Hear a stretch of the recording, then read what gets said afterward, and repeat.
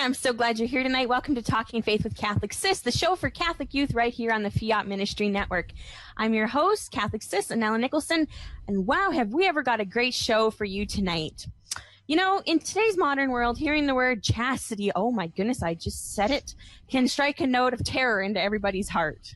It can make a person think of, ugly people, cloistered nuns, or anything in between. But actually, it's a really important topic that a lot of people, including teenagers and young adults, need to know about. So to help me do that, and when I say we need to know that, I mean the real version, not the antique old people from like the 1700 version. So to help me do that, tonight I am going to welcome a very special guest to the show, contributing writer for the Tampa Bay Times and author of the book Chastity is for Lovers. Ladies and gentlemen, please help me welcome the one and only Arleen Spenceley. I'm going to give a round of applause. Yay, my own round of applause. And here on the show, we do a lot of waving, so I wave to everybody. And yeah, there you go. See, you picked up really fast. So how are you tonight? I am glad you're here. Good. Thank you. I'm tired. It's late here. That's right. You're on Eastern time. Us West Coasters, we just finished the dinner dishes and getting ready, and we're keeping Arleen on her toes tonight. Keeping you on our toes. So, but we're really blessed to have you on tonight. I have heard a ton of great things about you. And I read your book, which is really awesome, which I happen to have somewhere with me. I have it. I do have the book here somewhere. So I've been following you, on Twitter and whatnot for a really long time. But for those of us who haven't, tell us a little bit about yourself, right? Then we make us feel like we're old friends. Okay. So, I'm a staff writer for the Tampa Bay Times. I've been writing professionally for more than a decade. I always wanted to be a writer. I was kind of that kid who would create her own newspapers and distribute them in the neighborhood. So the neighbors loved me as a kid. Oh, that's awesome. It was actually precious. I have to admit, it was so cute. But I always really wanted to be a writer. And so I ended up going to college for that and went on to grad school afterward to get my master's degree in mental health counseling. I felt like journalism for me was a lot like therapy for the people I wrote about. And I thought, why not do both? And so I did that for a while, and now I obviously blog all the time about love and chastity and sex, and have my book Chastity is for Lovers. And I don't know if you feel like we're old friends yet, but that's I me. think so. I think we're getting there. We have your website up in your lovely smiling face. That's the nice thing. Every picture I ever see of you, you're just so smiling and lovely and radiant. I'm like, oh, if we could all be so photogenic. No, thanks. Everybody's, I think there's probably a few pictures of me from the show that are like not so good, that kind of wish fall off the face there. They haven't yet, but it's the screenshots that'll get you. I've had some pretty bad screenshots myself. Yeah, that's what it is. It's the screenshots. So I try not to do too many of those. So I love reading your blog, right? So your platform, your whole ministry is promoting chastity as a lifestyle kind of, right? Mm-hmm. Yeah, absolutely. Yeah. So what inspired you to be so passionate about that? Of all things to talk about. That's an interesting one. Chastity and sex. Well, it basically started when I was in my early 20s. I was 23, dating a 27-year-old man who didn't define sex the same way I do. And it was the first time in my life that I had ever really entered a relationship with somebody who wasn't Catholic, who didn't believe that saving sex for marriage was a good idea. And so that was a really eye-opening experience for me when I realized how impossible it was going to be for he and I to have a relationship. I ended it. And after I ended it, I reflected on it and I realized, well, gosh, if this one man doesn't understand the virtue of chastity, if he doesn't know why I decided to save sex, then surely there are a bunch of other people in this culture who don't understand it either. And I thought, well, hey, why don't I tell them? Why don't I explain it? And so as the staff writer for the Tampa Bay Times, which is Florida's largest newspaper, I thought, this is my platform. I have access to so many people. So I pitched an idea to an editor at work and I said, hey, I want to write about sex from a Catholic perspective. And I think my exact words were, I've never had sex before and I want to put it in print. I think that those are and he was like, okay, let's do it. And I wrote this essay and I really, I kind of expected, being a secular newspaper, that I would have some kind of reaction. What I did not expect was that reaction would come from people for 2 years. After Wow. 2 years after that first sex essay I wrote appeared in print, I was hearing from people about it, and it was striking chords and nerves, and it was just something that was really affecting people. And so when I saw, this conversation was not going to end, I decided to, actively continue it by starting my blog and really writing about sex and chastity and all of the topics that kind of come up in my emails and phone calls from readers at the paper. So that's really how I chose to start writing about sex and chastity as much as I do now. I think that's good. I think I like what you said, right? That when you're in a relationship, that has to be it's one of those things that has to be put in stone, basically, right? This is what I believe. This is what you believe. And if they're different, never the two shall meet, right? Exactly. Yeah, precisely. And sometimes you get a reaction of, okay, but I'm not, if I'm going to try and give some wonderful theological advice. I don't think it'll go very well, but I'm going to try anyway. I think you either get a reaction of, okay, well, that's nice. I really like you, so I guess I'll kind of go along with it. I'm not super supportive. I'd really like it if it were another way, but I'll just kind of go along. Or you get the people who, are completely on board with you, right? If you were both Catholic. Or you must get the reaction of people instantly drop you like a hot potato and leave. I've had all three happen to me. Okay, really? Yeah, absolutely. I have had the reactions have really run a gamut from pity, because they don't quite understand that this is something by choice. They think, oh, I just haven't had the opportunity yet. And then they've gone all the way to like, see ya, like, I'm not interested in that at all. And I actually, this is one of the many benefits of practicing chastity in this culture, is if this is something that, we truly want to live out as Catholics, what a great and very quick way to weed out the people who can't handle it. You just say, listen, I practice the virtue of chastity, which means I'm saving sex for marriage. And, the ones who are going to run will run. And, I've written a little bit about why I also don't date men who are the kind that you described, who are kind of like not supportive, but they're kind of willing to go along. Because I don't believe they actually practice the virtue of chastity. They just act like they do. But chastity, as I'm sure we'll discuss, requires us to really govern our appetites. But if I'm dating a guy who doesn't practice chastity, then whose appetites am I governing? I'm governing my own, but I'm also governing his, which makes me an enabler, because a guy who doesn't have to govern his own appetite doesn't have to learn how to do that. And I feel like I'm holding a guy back if I do that for him. So I'm definitely a proponent of only dating men who practice chastity. Okay, so I'm not the only person who thinks that. That's good to know. You're not alone. I'm yeah, 'cause sometimes you get like, okay, I only date Catholic guys, and people look at you like, okay, well, we'll see you in 50 years when you're still single. You're like, okay, thank you for hurting my feelings. I'm just so offended. Or the other reaction, of I'm saving sex for marriage, and people say again, okay, well then we'll see you in 60 years when you're still single. Mm-hmm. So I think it's possible to find somebody who's Catholic and still willing to wait with you, not for you. Perhaps I think that might be a good way to put it. Wait with you instead of waiting. I'll just sit here and wait for you to come around. Yeah. Yeah. Maybe I can convince you otherwise. Right? Well, that's ultimately, I think, what happens. What ends up happening is somebody breaks down and changes their mind, or you break up. I mean, those are really the only two options when people don't see eye to eye on that sort of thing. It's I think that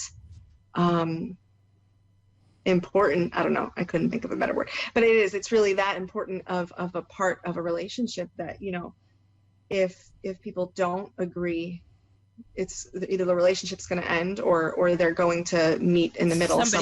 Somebody's going to compromise. Yeah, exactly.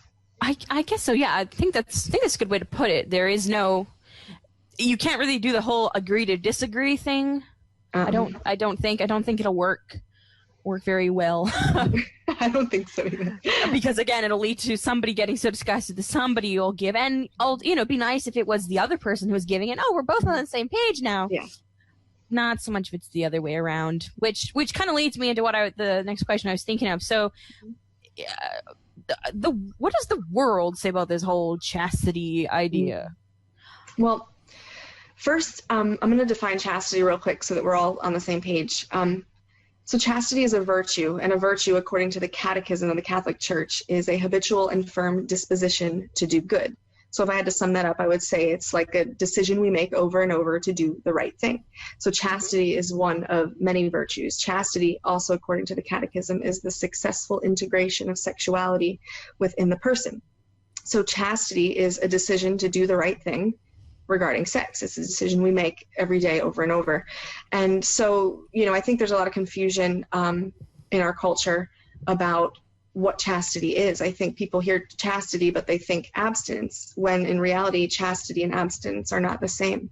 Chastity implies abstinence for people who aren't married, but if chastity is a decision to do the right thing regarding sex, that also applies to married people. It also applies to religious people, people who are priests and nuns, because we all are called to make the right decisions regarding sex. And so it looks a little bit different for each of us, but it does apply to all of us, whether we're single or married.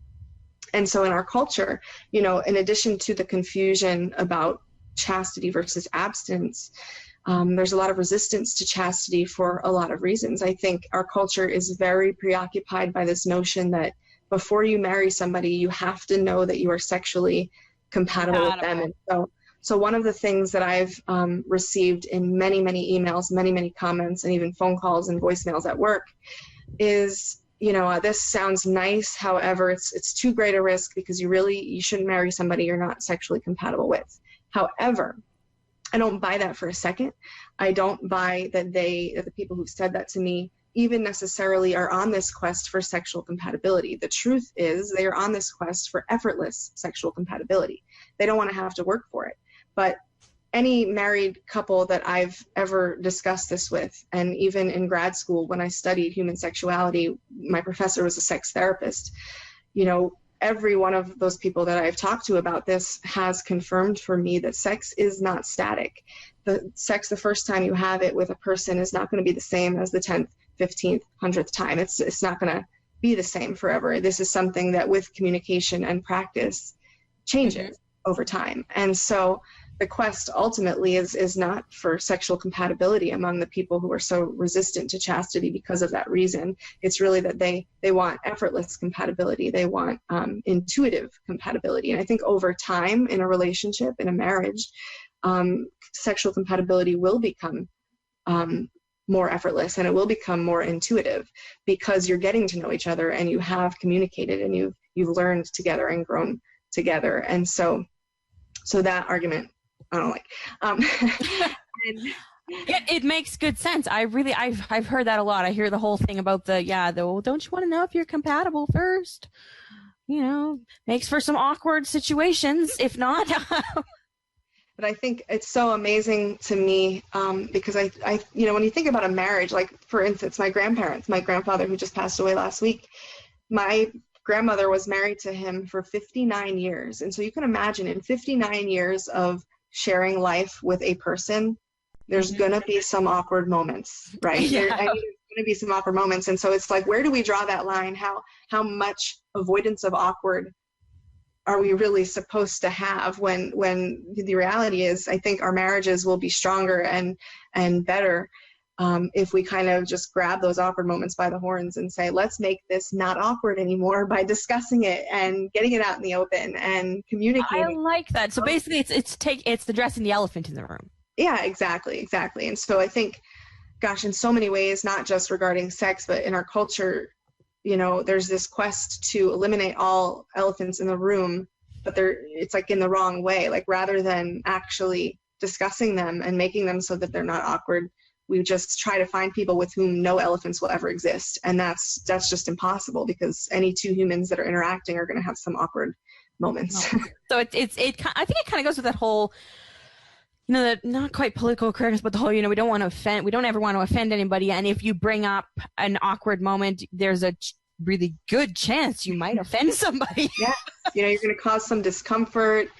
And, I think something that I think bonds married people is the experience of working through that stuff. I think that stuff that, when you come out the other side of that, it makes you stronger. Closer. Yeah, exactly. I think so. I like how you said about the whole, we try to find people who have no elephants, no awkward things at all. But if you go for that, then you're basically ending up with God, pretty much, because that's a good it's point. the awkward things that show we're not God. So I think that's kind of a good way to put it. So basically, the world is nowhere near. We're not even in the same, galaxy almost of what the church is promoting and what you are promoting, and I don't like that. I don't either. So how can we kind of combat that per se? Right? Aside, right, I know, okay, we have to kind of educate ourselves, right? Basically kind of educate maybe on both sides of the platform so you know what you're up against. Mm-hmm. Absolutely. Well, I think, especially in my generation, because it's the one I know best, I've observed that a lot of people who went through youth groups, for instance, were introduced to chastity, but what they were actually introduced to was abstinence, and somebody slapped the label chastity on it. See, there's some important differences between chastity and abstinence that I think we need to address if we're really going to combat this in this culture. When we teach abstinence, we're basically saying don't have sex, but when we teach chastity, we're talking about that right, the decision to do the right thing regarding sex. And that implies a lot more than abstinence does. So when we teach abstinence, we don't really even necessarily have to define sex. We don't have to explain what the purpose is that sex serves. Whereas with chastity, we must define sex, and we must define sex as a sacred physical sign of the vows that a husband and wife made on the altar where they were married. That is the definition of sex. And sex serves a couple purposes. It serves the purposes of procreation and the purposes of unity. It's an expression of the unity achieved by the sacrament of matrimony. And so with that definition in mind, we can understand as Catholics that pleasure isn't the goal, it's the bonus of sex. And so the world doesn't quite see it like that. And so, if there are any parents, for instance, who are watching, or youth ministers who are watching, it's so important to make sure that kids know what the definition of sex is. Rather than build a wall between kids and sex, let's present the truth about sex. Because if we don't, and if all we ever say is don't have sex until you're married, kids will still come up with a definition of sex on their own. They're going to conclude something about it based on the sources that are providing them with information about sex. It doesn't have to be accurate information. It's just going to be information. And if you look, if kids are not being given the correct definition by their parents or by the church, then they're going to get it from media. They're going to get it from TV and movies and music and their friends and magazines. And those are not reliable sources, because what ends up happening is you have a culture that surrounds us that tells us that sex is solely for pleasure, or that sex is for fun, or that sex is just a way that you gauge whether you enjoy being with a person. Well, when you tell them, save sex for marriage, you're telling them then, don't find out if you like having fun with this person until after you're married, and that's stupid, and no one will do that. And so it's really important to be clear about what sex is and what it's for, rather than to just say don't do it and hide it from each other. Well, because then it makes it seem like it's a bad thing, mm-hmm. right? If you're like, don't do this until you're married, people are like, well, I guess it's not a good thing then. Yeah. And I think if you define it like you just did, then it really makes sense of why we save it for marriage. Mm-hmm. Absolutely. That's I think a missing link for a lot of kids growing up and a lot of young adults is, no one provided them with a definition. And so as they get older and they do begin to gather information about sex from the media, they're like, well, that doesn't make sense. Why would you wait for marriage to have fun with the person that you're going to marry, So it's because you get the all famous, I'm sure you've heard it over and over and over, but we're going to get married eventually, right? Mm-hmm. You guys are only 15. Yeah, but that's okay. We're going to get married eventually. Okay. The stats say otherwise, but okay. Hardly ever happens. Yeah, I forget what the exact statistic is, but yeah, it's very, very, very minute. Which is, it kind of then it combats the whole, well, we're gonna get married. Yeah, no, you probably not. But you talk about that a lot in your fantastic book, Chastity is for Lovers. So I'm assuming there's a story behind the book. Does it I'm assuming it goes with the whole your essay in the Tampa Bay Times kind of thing, right? Yeah, absolutely. How about the title? Why did you pick that title? So I love the title, Chastity is for Lovers. I had my previous car, my first car, my good old Plymouth Neon, which is now retired, as I say, had this big yellow, it was giant, this big yellow bumper sticker. Mm-hmm. On the back. And it said Chastity is for Lovers in big red letters. And I cannot count how many people I confused with that bumper sticker. Every time someone said Chastity is for Lovers, they would be like, what does that even mean? And there was one day in particular, and this story is in the book, on which some colleagues and I were walking from our office to Dunkin' Donuts next door. And as we were passing my car, one of the colleagues said, Arleen, what does that mean? Chastity is for lovers. How can chastity be for lovers if it means that you can't have sex? And I said, well, it doesn't. It doesn't mean that you can't have sex. His mind explosion. He had no idea what happened to him. And, I don't really think we even explored it much beyond that, but I just thought it was such a great title because truly chastity is for lovers. One of my favorite quotes comes from St. John Paul II in Love and Responsibility. He discusses how only the chaste man and the chaste woman are capable of true love. Chastity is really what enables a human to love another human, to truly love, to love like Christ teaches us to love. And so I wanted to make it very clear that, chastity is for lovers and all of us are called to love. Our vocation ultimately is to love. And so while, single people will love in different ways than married people will love, and married people and single people will love in ways that are different from the ways that priests and nuns love, we're all called to love, and chastity really is for all of us. And so I thought that title made it pretty clear. I think it's a fantastic title. I remember the first time I saw it, I was like, I'm kind of confused. Because it's easy to get the whole chastity and abstinence confused. I'm thinking, exactly like your colleague did. What is this woman talking about? This seems like an oxymoron, but okay. Then I turned it over. I'm like, okay. Yeah, it comes together. It's starting to make sense. So it makes sense now. So I think everybody should have a copy of the book. I know we had my producer put up the website a little bit ago while you were explaining to have there it is. You can get it on your website, which I recommend everybody should have a copy of it. Really good. So we're going to go on a quick commercial break, and then we're going to come back, and everybody who's watching, especially anybody under the age of about, let's say 25, pay attention, and Arleen's going to give us some wisdom, and we will be back after these short messages. Any study of Catholicism must start with the Catechism of the Catholic Church.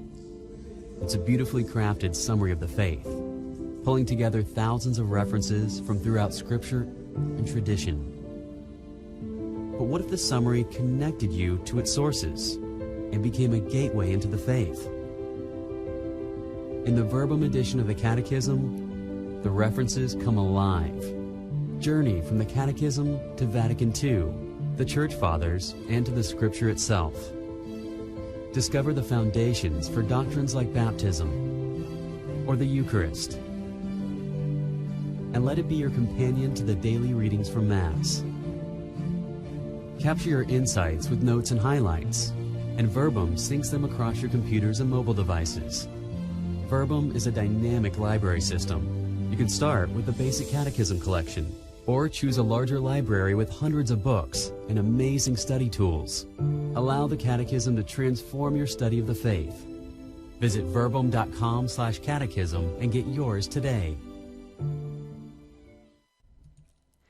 We would like to take a minute to thank our sponsor, Bishop Sheen Rosaries, for their support of the Fiat Ministry Network.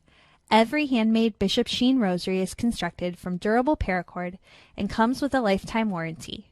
With each rosary purchased, Bishop Sheen Rosaries donates the equivalent of 1 week's worth of food to a needy school in Uganda. Please visit sheenrosaries.com to learn more about their mission and order your rosary today. Order your rosary. And we're back. I'm back with my special guest tonight, Arleen Spenceley, author of the book Chastity is for Lovers. We're so glad you're here. It's such a pleasure. We've all, admired your book from afar, so it's nice to be able to meet you as close as I possibly can without actually getting on a plane to Tampa, because I just don't have plane tickets floating around as much as I'd love to. So just know if I ever do get plane tickets, I'll be banging on the door of your office and be like, hey, I'm here to visit. Yay. I'll get some awkward looks like, who are you again? So before we took our commercial break, we were talking about your book, Chastity is for Lovers, which somewhere over here, there it is. Yay, lovely bright book.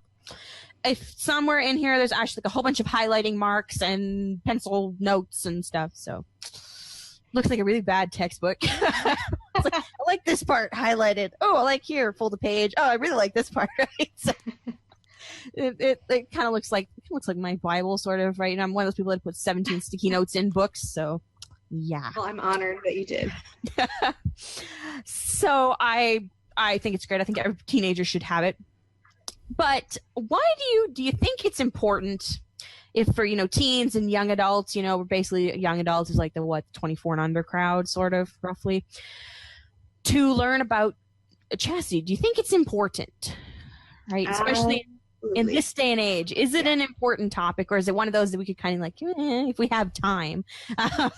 Well, I think it's one of the most important topics. I mean, obviously, I did write a book on it, so I would say that. But I really do believe that, and that's why I wrote the book. Because when I think about chastity and how it is this virtue that really prepares us to love, imagine a world in which everybody practiced it.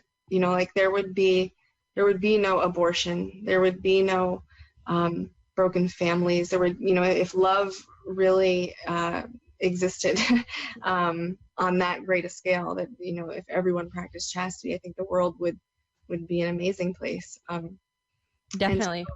So, it's been very important to me to kind of educate people, as many as I can, on what chastity is and, why I practice it. And I've never been the type to provide any kind of persuasion. I'm just not really into that. What I am into is providing the truth, because I think the truth plus the Holy Spirit will do its Speak thing. for itself. Exactly. So I'm never here to try to debate with people. I'm not interested in that. What I am interested in is saying, look, this is the decision I've made, and this is why, and this is what I do and what I don't do. And I think that's really what the book does, is it kind of presents this for our culture alternative way of life, and it's here it is. This is all you need to know. Try it and see if it works. And I wrote the book for a few reasons and a few different situations that people are in. I wrote it because I know that virgins exist who have felt alone, and I want them to know that they aren't. And I've also written this book because I know that there are people who are saving sex from now on who are wondering whether it's even possible, and I want them to know that it is.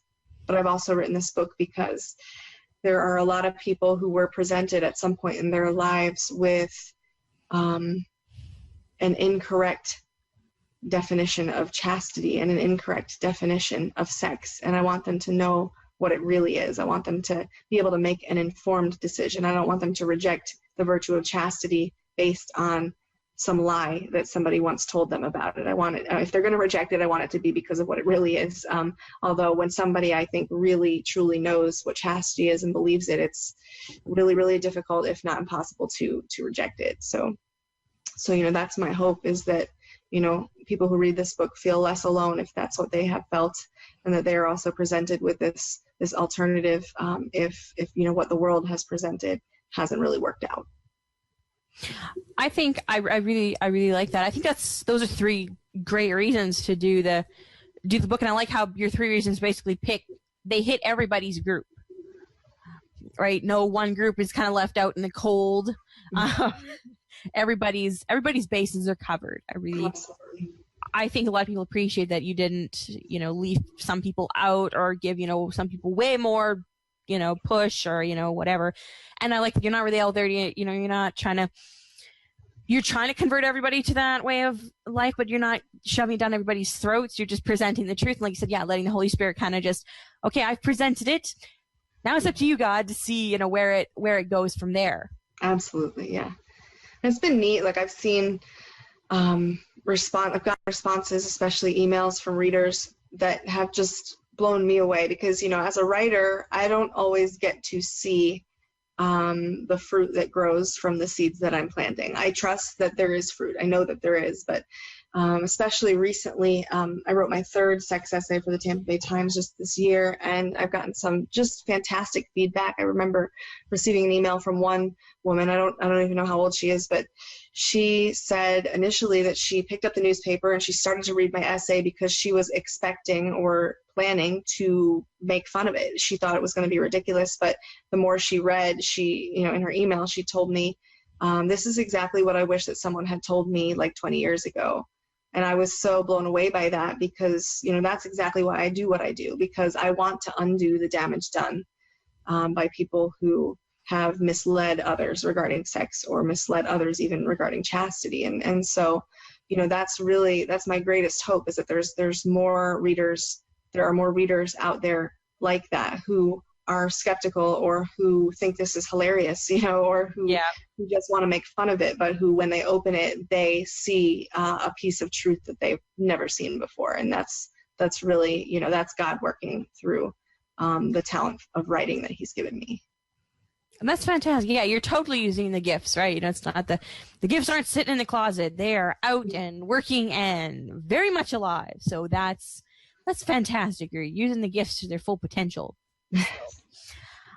So yeah, the world seems to kind of it presents a lot of challenges. I think I know we were talking about that earlier in the show about like how media, like the media, music, especially a lot of the music nowadays, and magazines, they all kind of do the whole stereotype that basically, people who practice chastity, those are like, the wallflowers that nobody ever wants to go out with. And if you really love somebody, well, then you have sex because that's the way to show you love somebody. And true, it goes with the whole unity and procreation, but only in the context of marriage. Mm-hmm. If you take it out of the context, then it's just fornication, unfortunately. Mm-hmm. It becomes a completely different noun, which is not a good noun. It's a send you to the confession box noun. So that your book shows, because that's what I was wondering. So how can the book help teens and young people? And I'm thinking because it exactly what you're talking about. It undoes the false myths or something that you got, because in school, right, a sex ed class is not going to give the Catholic definition of things, right? It's not going to give a true definition. Mm-hmm. Yeah, I remember once regarding something I wrote, I don't even remember what at this point, some article I think about sex probably. Someone had said something about sex ed and about how, something about how, whatever the statistics are that say that, like sex education, abstinence only sex education doesn't work. And they had misunderstood, my stance. They misunderstood what I believe about sex and chastity. And so the commenter was arguing that, I shouldn't preach what I preach because it doesn't work, when in reality, like the Catholic Church is not even for abstinence only sex ed, because abstinence only sex ed excludes the virtue of chastity, and the virtue of chastity involves a whole lot more than abstinence. And I don't really know if that probably was not even an answer to your question, but I just thought of it. And I feel like that's one of the keys for me, and one of the ways that this book is going to help young adults and teens and even parents who want to read it, because it applies to them as well. I think it's really making it clear that abstinence and chastity are different. And I think even just knowing that equips a person to just understand sex and sexuality at this whole new level, which is with a lot more depth than abstinence can provide. And, and I also do hope that for anybody who reads the book, that they do feel less alone, because, we as Catholics in so many ways are living our lives, or are called to live our lives in very countercultural ways, in ways that, we will be mocked and we will be insulted. I have received insults regarding what I write that are deplorable. And I have really thick skin because I've gotten so much of it for so long that I'm like, go ahead, call me ugly again. Like it just doesn't faze bug you much anymore. But we will face, our own version of persecution. Certainly not, hopefully not violent persecution, but it's a very uncomfortable position to be in when you put yourself out there in this certain way and say, this is what I believe, and no one wants to be your friend anymore, or no one wants to talk to you, or people call you unattractive, people call you ugly, which is a lot of what I've gotten. And, I think it's important for what I've written in the book, because it proves to any reader out there that they aren't alone. That if this is what you believe, I'm here. There are others here who are practicing it. Even though, we might be few and far between in this culture, it's so helpful, even for me, even just getting on Twitter and Facebook and seeing people who do believe what I do and who are practicing chastity at our ages. It makes me feel better and less alone. And I think chastity really requires that sense of community. Whenever I go out and I give speeches, I give talks in churches and in bars at Theology on Tap and just different events where I'm talking about chastity, one of the things that I always encourage my audience to do is to make a commitment to a community. Surround yourself with people who believe what you do. And if you live geographically in an area where there just aren't a lot of young adult Catholics who are practicing what you do, then get on the internet and find them on Twitter. They're all over Twitter. Get them on Facebook, create a group there. Because it's so important, I think, to share with each other the struggles. And like if we struggle with the virtue of chastity, we don't want to vent about that to the friends we have who don't practice it, but we want to vent about it instead to the friends who are better at practicing it than we are. And we don't have access to those friends if we haven't made some sort of commitment to a Catholic community. And so I think that's really important. But then even more important than that, we have to commit to Christ. One of my favorite ways to exercise my commitment to Christ is to just spend time with him. And I think a lot of times people get caught up, myself included, in thinking that prayer has to happen a certain way. But sometimes I think sitting silently with Christ is amazing. And part of that is because you're just spending time with him, and we become like the people we spend time with. And there's just nobody better at going against the grain than Jesus Christ. Everything he has ever done and continues to do is against the grain. People call him crazy to this day for the things he has done and continues to do. Yeah. And so we have to you can't expect us to be better off when Jesus is still getting called crazy lunatic. I'm really inspired by the whole idea to do the whole community, because there's that saint, who is it, Saint Ambrose, I believe, who was who made other people draw close to Christ just because they'd come and sit and watch him. Right? I'm sitting writing a book. Yeah, fine. If you want to be here, that's great. So they just sat there and he's writing away, and people it's like he rubbed off on them. Wow. It's just kind of like that's God, cool. Right? The more time you spend with God, he rubs off on you. You become more like God in a sense. And Absolutely. while I'm thinking of, we were talking about elephants in the room a little bit earlier, so I got an elephant in the room for you. Okay.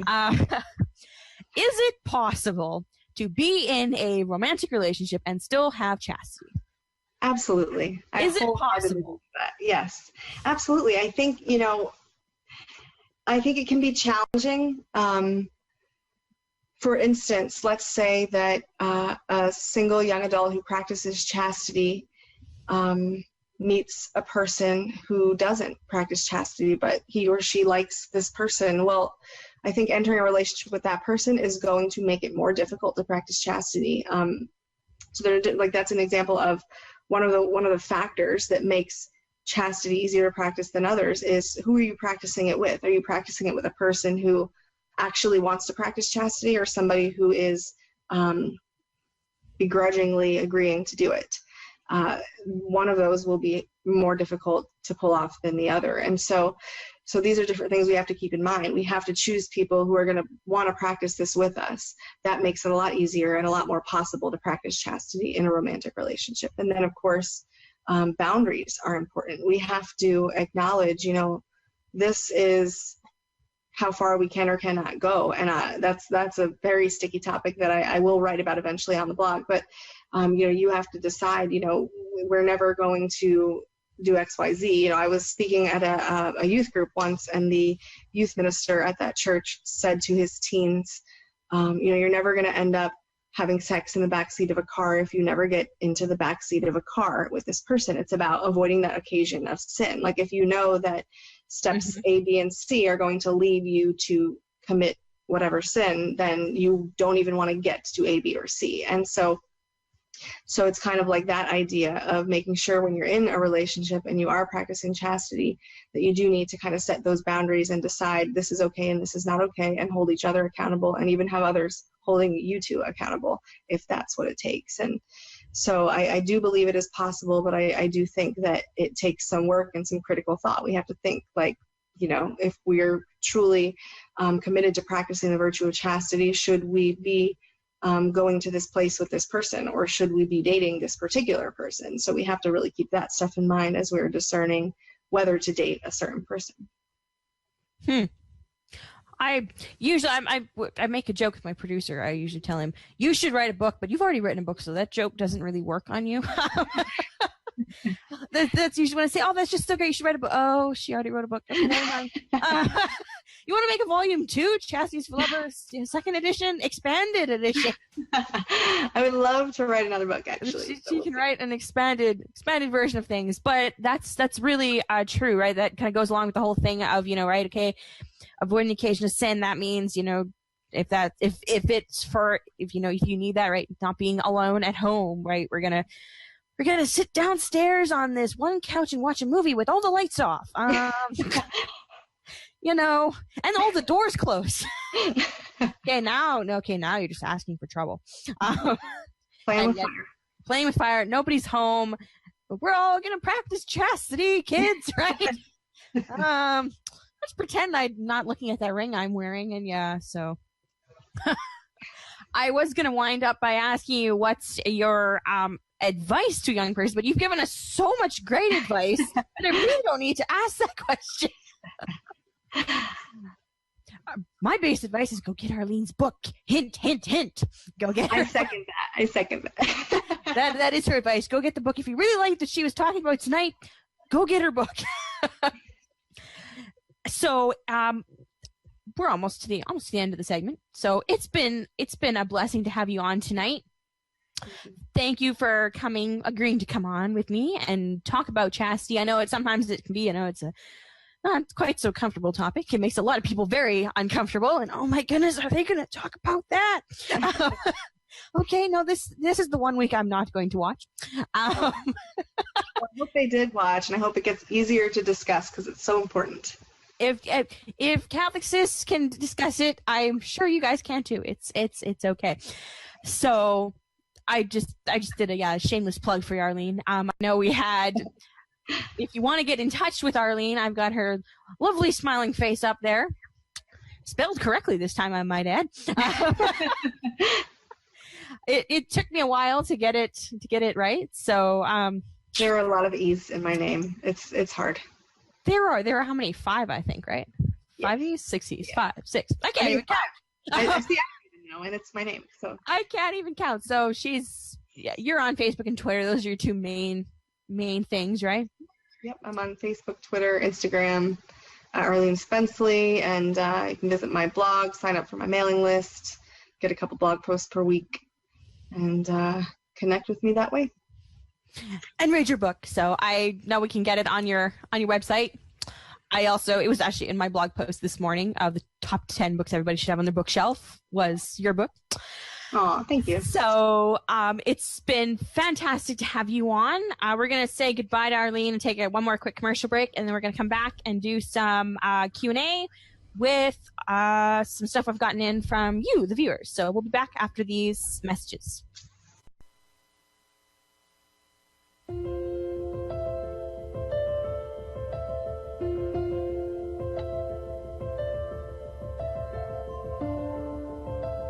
Catholicism is a vast tradition, a dynamic discussion, both ancient and modern. Verbum, built on powerful Logos 5 Bible software, is your gateway into the faith, your access point to the tradition. With a simple click, dive into the Catechism and easily move from there to its sources, to Vatican II, the writings of the great doctors of the Church, through the Church Fathers and to the Scripture itself. Or start at your favorite Bible passage, explore the cross-references, look at maps and infographics, then move forward through the tradition to the Catechism and beyond to the most recent Church documents. Verbum lets you read the Bible with the mind of the Church, automatically finding the places in our vast tradition where a particular passage has been discussed or cited, and allowing you to follow threads of interpretation through time with just a couple clicks. Verbum's intuitive interface and diverse resources make it easy for any Catholic to delve into the faith. Open right to today's readings from Mass to meditate on the life of Christ, alongside the reflections of St. Augustine, St. Thomas Aquinas, or Pope Benedict XVI. Or start with a topic, perhaps the Eucharist. Verbum allows you to search quickly and profitably. You can easily see dictionary entries, cross-references, and extensive treatment of the topic from throughout the tradition, as well as conventional keyword search results. Verbum allows you to fully explore a topic, to approach it from every angle and so truly understand it. Highlight and take notes right in the text so that the results of your studies are always right at hand and easily accessible.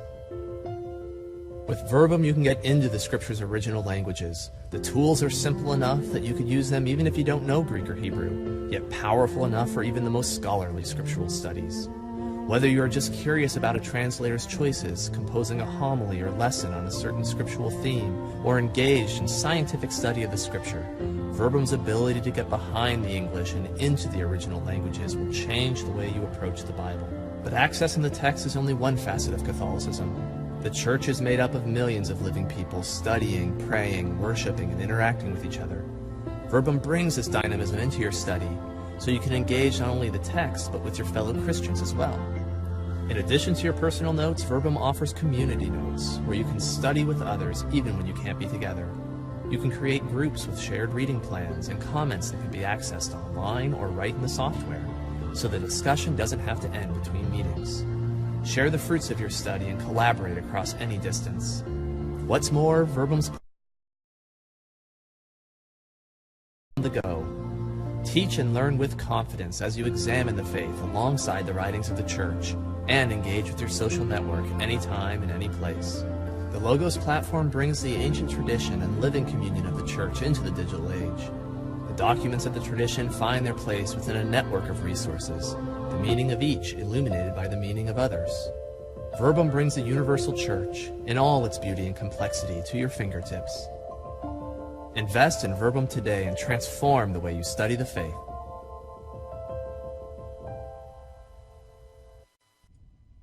And I'm back, and look who I found. Hello. Hey, Kent's here. There he is. Look at all kinds. I find all kinds of people when I go on commercial breaks. It's great. It's great. And how are you? You've been working really hard behind the scenes for us tonight, but how are you? I am doing great. That was a great 2 segments. We need to talk about that more, and I think it's one of those topics. Yeah, I remember when I planned the segment. I was like, do I really want to do this show? Yeah, yes, I do. No, it was excellent, and it's just we need to get that out, and I think the youth and just really around this time. I mean, it's so dangerous what is out there in the media and all that, and just culture and everything is okay. But it's not. Whatever makes you feel good, kids. Yeah, right? Right. Whatever, and it's not that. And I think Arleen really gave a lot of great advice to all the youth out there tonight. I think it was great. So I gave her my mini round of applause. Yes. Yay. Yeah. I think we're gonna do Q&A. Is that? I think so. I think Yeah, that's there's some questions we've have. got. Yeah, lovely graphic courtesy of my sister, the budding graphic there it artist. goes. We'll put it up there. It's I very think nice. it's great. Isn't it nice? Yes. Just does such a lovely job, doesn't she? See, now if I try and draw, it would look like two sticks. So I try and draw. This is what I want it to look like, and she's like, "What is that supposed to be?" I'm like, "It's supposed to be a question mark, a 3D question mark." She's like, "You just give me that. Let me do it." No, it's great. It's So I just tell her I'd like a question mark, and she draws it. Goodness knows it wouldn't look anything like that. So no, it's good. she's the graphic lady. Great. But yes, we do have quite a few kind of questions on there tonight. And yeah, let me. What have you got for me? Okay, let's go to them. Okay, can you fold fitted sheets? No, that was a big thing on Twitter last week, but everybody was like, it was that hashtag if we date or something. And that was the thing. Somebody said they could fold fitted sheets, and that was the perk of dating them. Oh, okay. So somebody tagged me in it to ask me if I could do it, and I'm like, seriously, the world would be such a better place if there were no fitted sheets. They should not have been invented ever. They're just impossible to fold. They're just terrible. Yeah. The next question. On Judgment Day, will souls already in heaven be judged again? That's a toughie, right? But when you think about it, right, so the question is basically, if you've got people in heaven, are they going to come out again and get rejudged? But at the end of time, we have something called the general judgment, and the general judgment basically it brings everybody together. The people who have been judged, they've already been judged. But the general judgment shows that God didn't have any favorites, right? When we're little kids, right? You do mom loves so-and-so more than she likes me. She likes Bobby more than me, right? So, right, this way, it's really on a big scale, God covering his bases and like, okay, I judged everybody. There were no favorites. Yes. You guys, it wasn't, you didn't judge, Tim. Yes, I did. Everybody got judged the same. And it also shows everybody everybody who's ever created. Don't forget, your Lord is, this. Here he is. Here's your Lord. Jesus Christ he's Lord. There's that shirt, right? Jesus Christ is Lord. Yeah, there. Yep. I've seen that. And finally, we do the whole general judgment, end of time, because then that's when everybody gets their bodies back, right? So if the end of time isn't for another 3,000 years, everybody who's going to heaven goes to heaven, and goes to hell goes to hell. But at the end of time, then you actually get your body back, right, for all of eternity, right? So if you're in hell, not such a good place to get it back. Right, yeah. If you're in heaven, it's perfect. There's no, if you had a broken knee that never healed, right now you're perfect again, right? You're living in heaven. It's just fantastic. So that's my long-winded answer. No, that's good. That's good. And I think No, that's good. Another one is what books would you recommend? Oh, that's a toughie. I work in a library, so I'm surrounded by books. And I read a ton of books, but actually I got 3. I should have them on my desk, aside from, as we were talking about, Arleen's book. Arleen's is the best book in the world. Then there was it was my birthday a few weeks ago, so the present I asked for was Life Teen's Catholic Teen Bible. It was a youth version. I think it's like the new it's a New American, Catholic New American Bible. Okay. But I really liked it because it had a concordance built in. It had maps inside it. It had a list of every parable Jesus ever told. Right. I thought it was really neat. And for me, it was a soft cover. I hate hardcover because then it takes up extra space. No, that's a great point. That's a great point. It's not good for reading in bed. No, not good. And my confirmation Bible, I kind of wrecked it actually.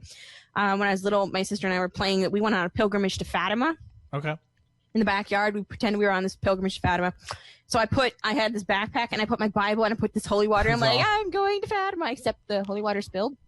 So I really blessed the Bible, but it kind of there's a ton of water damage. All right, so if you look at the Bible, it goes like this and then poof, it was all wet. So when was the last time we went to Fatima? And then got two others here. I've got my friend's sister, Helena. She wrote this lovely devotional called He Speaks to You. And it talks about, each month has a different theme, kind of. And it talks about, everything from discerning religious vocations to, I believe, like, what else does it have in here? Look here. Got my Jeopardy theme song playing in my head. It talks about, prayer. It talks about, vocations. It talks about being married. It talks about school. It's like a all-in-one kind of thing. And then third one is St. Teresa's Story of a Soul. It was actually her autobiography. Because, like we've talked about a few times, right? Every girl wanted to be St. Teresa when they grew up. So I bought it, I think when I was probably about 8, and tried to read it. Not really reading material for an 8-year-old, but I read it anyway. Oh, that's great. A lot of big words. One of those, again, every 2 pages. What does this word mean? Okay. What does this word mean? trying to figure it out. But those are 3 I have. Are there any books you would recommend people? I've recommended in the past, but I think it's a really good book just for even the youth to get a little bit more. I know people, the youth are hopefully understanding the Mass, but I think The Lamb's Supper by Dr. Scott Hahn, I've really think that's something that you could definitely read. It's not too long of a book. It's, for me, I don't need the huge thick books. I just, they're kind of overwhelming big thick books. Yeah, and a lot of times he can write pretty, it's not overwhelming. I mean, there's sometimes he'll write other books that are like, whoa, and I'm like, it's over my head. This is for me. Yeah, I mean, but I think, there's a lot of the other one is I'm now drawing a blank. But I mean, I think The Lamb's Supper is something that, there's a couple others that I don't think I've actually read that one. I don't. I was thinking maybe I've heard it on an audiobook, but no, I don't think so. Yeah, our Mary. There's a Mary book that he wrote that, and I. Oh yeah, I know which one you mean. I just can't think of the title. No, I'm not. I'm trying it's to not picture called Mary Our Mother, but I don't know. I haven't.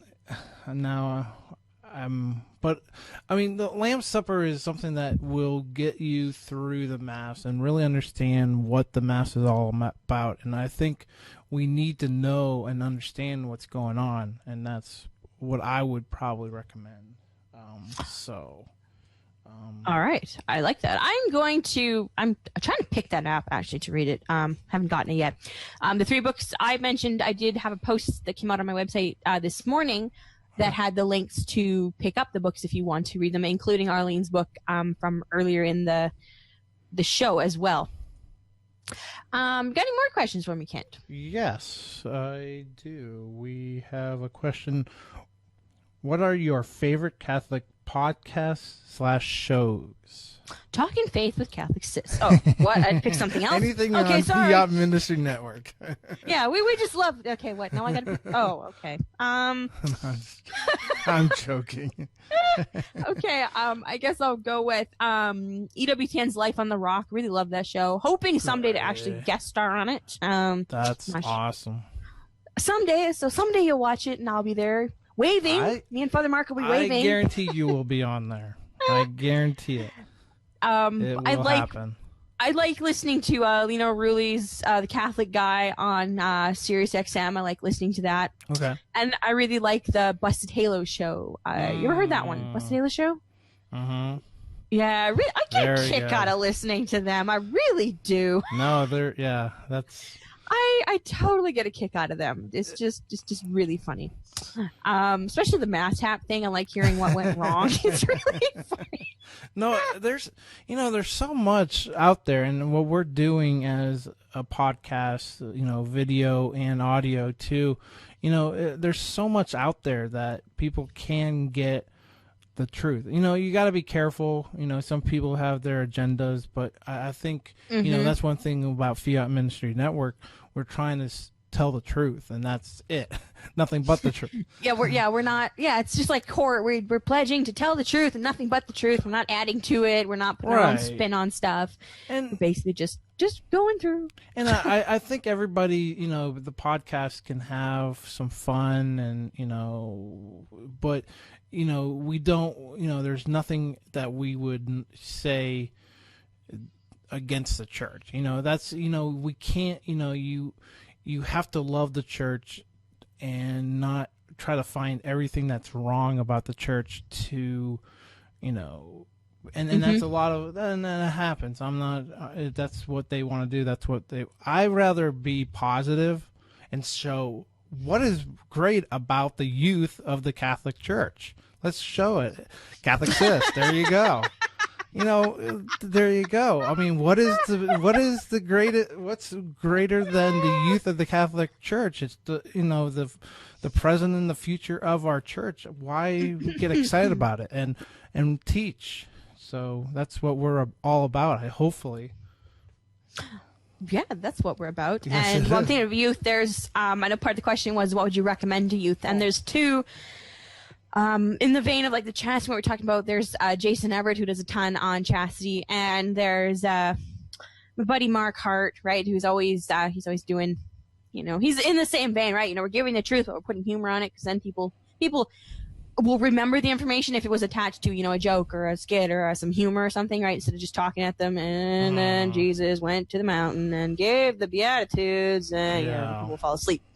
So well, that's the other part about being a podcast. We hopefully can give out the truth, but then also be entertaining. Yes, but in a right way, and that's we have a clean entertainment. Well, clean and just not get carried away. But I think we hopefully show that, and I think these other podcasts.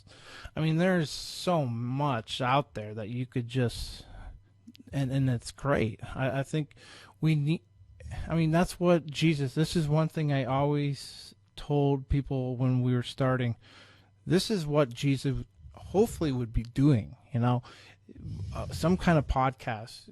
Preaching somehow. So it's a great question. And the last question we have is, how did the Catholic Sis ministry get started?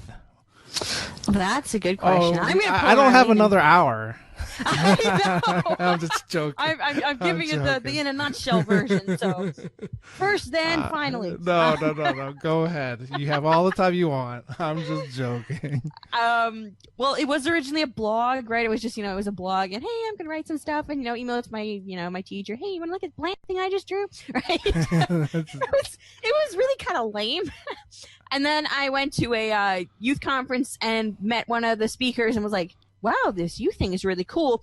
And then I tried to, imitate him and bring it into my website and realized I really like this youth thing. I really like youth ministry, helping youth. This is fantastic. Uh-huh. So now I'm using it pretty much as a medium to do that, right? To, do the show and do, some outreach and talk to people, right? Because that's my goal eventually, right? To be a Catholic youth speaker, right? Uh-huh. And travel around doing the keynoting and all that. Uh-huh. And that's kind of a good way to kind of get there. And that's the story in a nutshell. No, I think it's great. And, I'm bringing up the website again, and that's kind of how we found each other on Twitter. Yeah, it is, actually. I mean, and I just was blown away by all the information on your website, and it's just a great website that for any youth to check out and to ask questions and just, support it too. And I am all actually, for... I think I do have a donate button on there. Yes, Help the poor little sis out. Yes.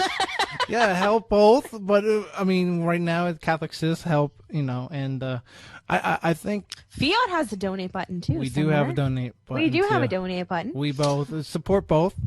Split it up, that Starbucks coffee. Yeah, give some of it to me and some of it to Kent, and we meet in the middle, and we're all great. Yeah. And we pray for you in exchange. Yes, there you go. But I mean, it's like a little gumball machine. You put in money, and the prayers come out, right? Yeah. Well, I mean, I think your ministry shows that we do have even though some people will say, where are the youth in the church? And they're there, and you're there, and there's many more. But it just seems like where, going to mass, and I know we're a little over, but it's just a shame not to see more experiencing their faith and really taking advantage of what they have.